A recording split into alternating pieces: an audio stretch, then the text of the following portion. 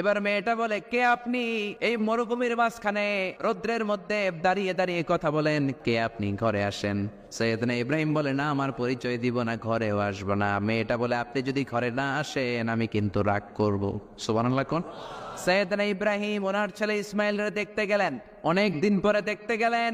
ওই দিন বাড়িতে সৈয়দনা ইসমাইল বাড়িতে নাই, বনে গিয়েছে শিকার করার জন্য। বাড়িতে সৈয়দনা ইসমাইলের বিবি সৈয়দনা ইব্রাহিম ঘরের দরজার বাইরে থেকে সালাম দিয়ে বললেন, আসসালামু আলাইকুম। ভেতর থেকে কর্কশ গলায় একটা মেয়ে সালামের উত্তর দিয়ে বলল, ওয়ালাইকুম আসসালাম। গলার মধ্যে কোনো মায়া নাই, মহব্বত নাই।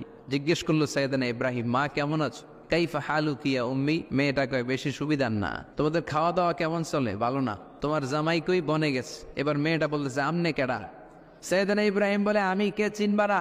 ইদা জা যাওজুকা মিনাল গাবা, স্বামী যখন বন থেকে ফিরবে, ফাকরাই আলাইহিস সালাম, তোমার স্বামীর একটা সালাম দিবে।